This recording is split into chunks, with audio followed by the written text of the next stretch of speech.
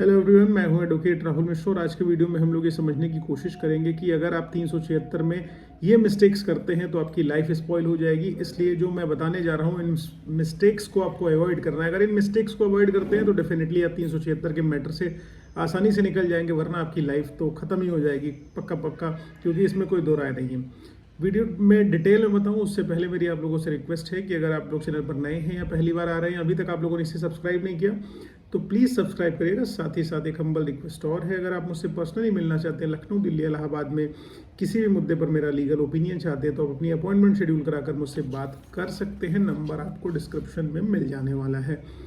जी हाँ, बिल्कुल appointment paid होगी। चलिए हम लोग वीडियो स्टार्ट करते हैं। देखिए, 376 का मैटर ऐसा कॉम्प्लिकेटेड मैटर होता है कि इसमें जैसे एफआईआर किसी व्यक्ति के अगेंस्ट हो जाती है तो सबसे पहले उसके अरेस्ट की, उसकी गिरफ्तारी की, उसकी ज़िंदगी बर्बाद करने की मीडिया भी कोशिश करती है और पुलिस वाले तो डेफिनेटली करते ही करते हैं। और लड़की ने जिसने केसेस लिखाए हैं उसका तो इंटेंशन होता ही होता। मैं एकदम पहली चीज़ यहाँ पर क्लियर कर दूँ, मैं यहाँ झूठे मुकदमों की बात कर रहा हूँ, सच्चे मुकदमों की बात नहीं कर रहा हूँ। जिनके साथ सच्चाई में चीज़ें होती हैं उनके साथ मेरी संवेदनाएं हैं, लेकिन मैं यहाँ पर उन लोगों की बात कर रहा हूँ जिन्होंने झूठे मुकदमे, फॉल्स मुकदमे लिखा के रखे हैं। इसलिए कोई मुझे टारगेट करने की चेष्टा ना करें कि आई एम अगेंस्ट विमेन, लेकिन जो झूठे करते हैं मैं उनके लिए बिल्कुल उनके अगेंस्ट हूँ। तो देखिए, क्या कॉमन मिस्टेक्स जनरली लिटिगेंट्स इस तरीके के केसेस में करते हैं वो मैं आपको डिटेल में बताता हूँ। सबसे पहली चीज़ क्या होती है कि आपको क्या करना है, वो मिस्टेक नहीं करनी। देखिए, पहली मिस्टेक क्या है, you do not choose your lawyer वॉइसली।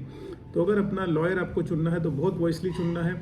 जो 376 के मैटर वास्तविकता में लड़ता हो, जो इस मैटर में एक्सपर्ट हो, उसी को चुनना है। ऐसा नहीं है कि आप किसी को भी पकड़ लें और जो है उसको मुकदमा लड़ने के लिए कहते हैं। ये मत देखिए कि कोई 10,000 20,000 ज़्यादा ले रहा है या कम ले रहा है। अगर आपका लॉयर सही नहीं है आपके मैटर में तो यकीन मानिए 376 के मैटर में पूरी लाइफ आपकी आपके लॉयर के हाथ में होती है। अगर वो आपके मैटर में सही से जो है इन्वेस्टिगेशन नहीं करता है, सही से केस स्टडी नहीं करता है और आपकी फैक्ट्स को प्रेजेंट नहीं करता है अप्रोप्रिएट तरीके से, तो यकीन मानिए आपकी लाइफ डेफिनेटली स्पॉइल हो जाने वाली। क्रॉस चीफ अगर सही से नहीं कर रहा है तो सब कुछ खत्म हो जाएगा, मुकदमा लंबा चलता है और दूसरी चीज़ कन्विक्शन होने की प्रोबेबिलिटी भी ज़्यादा रहेगी। क्योंकि देखिए, जाहिर सी बात है, अगर गले में दर्द है तो हमें डेफिनेटली गले वाले डॉक्टर को दिखाना चाहिए, ना कि नाक के डॉक्टर को दिखाना चाहिए। इसलिए जो ऐसे केसेस, ऐसी लिटिगेशंस करता है उसी लॉयर को आप कंसल्ट करें। अदरवाइज दूसरे को आप कंसल्ट करेंगे तो डेफिनेटली आप ही स्पॉइल होने वाले हैं। जो दूसरी सबसे बड़ी गलती क्या करते हैं, लड़के कहते हैं कि देखो साहब, मेरे पास सारे के सारे सबूत हैं, मुझे तो कोई गिरफ्तार नहीं कर सकता है, मैं पुलिस स्टेशन जाऊंगा, पुलिस को जाके सारा कुछ मोबाइल में दिखा दूंगा। यही सबसे बड़ी मिस्टेक होती है। पुलिस वाले तो चाहते ही नहीं आपके पास सबूत हो, बस वो जेल भेज के खाना पूर्ति करके अपना काम खत्म कर लेना चाहते हैं। गलती क्या होती है, आप जाते हो, आपके फ़ोन में सारा डेटा होता है, उसका कोई बैकअप आप अपने पास रखते नहीं हो, सेकेंडरी डेटा कोई होता नहीं है।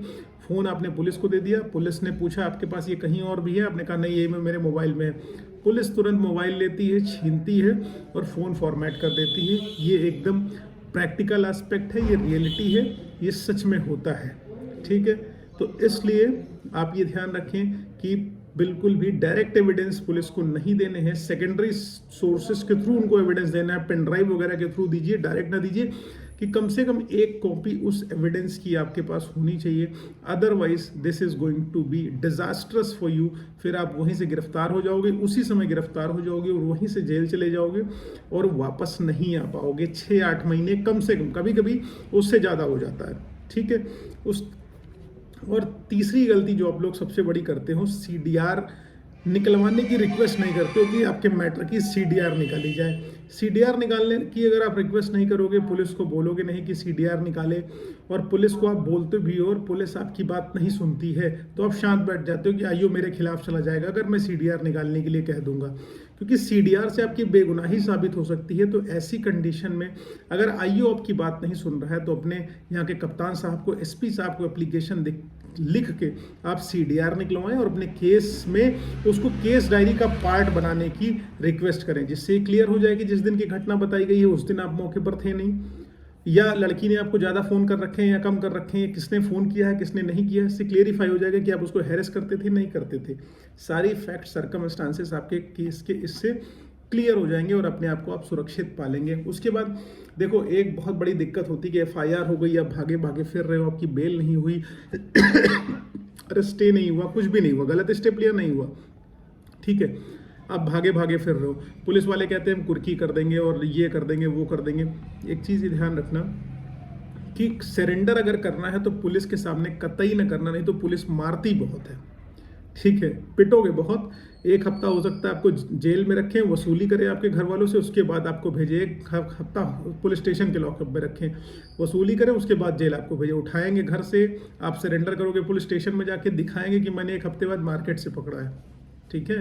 देख लेना जितने लोग फंसे होंगे, अरेस्ट मेमो में आप उठाए कहीं से और गए हो, और अरेस्ट मेमो में कहीं और से लिखा रहता है। तो इसलिए पुलिस स्टेशन में सरेंडर ना करके, अगर सरेंडर करने की स्टेज आपकी आती है तो कोर्ट में सरेंडर करिएगा कि आप जेल चले जाएं, खत्म हो जाए कहानी, पुलिस के पास आपको ना जाना पड़े, ठीक है।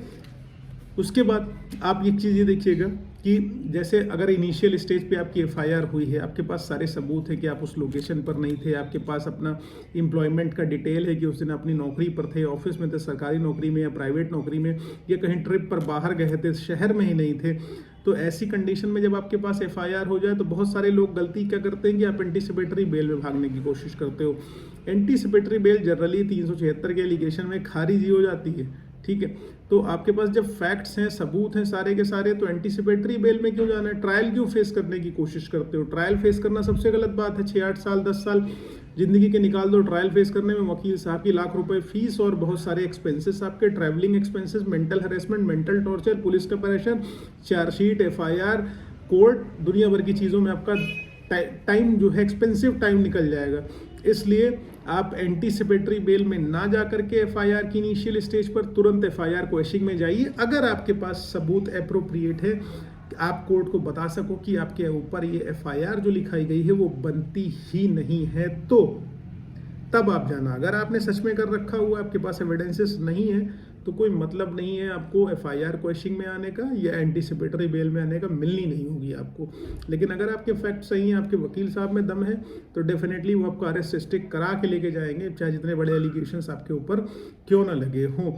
और दूसरी चीज़ ये ध्यान रखना, उत्तर प्रदेश में, यूपी में नया कानून आ गया है, संशोधन हुआ है इसमें एंटीसिपेटरी बेल के मैटर में। Crime against women and child में महिलाओं और बच्चों के खिलाफ जो अपराध होते हैं, लैंगिक अपराध, अगर उसमें एंटीसिपेटरी बेल पाना लगभग नाको चने चबाने जैसा है। अगर आप इलाहाबाद हाई कोर्ट या लखनऊ हाई कोर्ट की बात करें तो नाको चने चबाना है 376 के मैटर में एंटीसिपेटरी बेल पाना। इसलिए मैं कहता हूं कि अरेस्ट स्टे की कोशिश करो, एफआईआर क्वेश्चनिंग में हो तो कम से कम अरेस्ट स्टे पाके अपने आप को आप प्रोटेक्ट करने की चेष्टा कर लेंगे, ठीक है।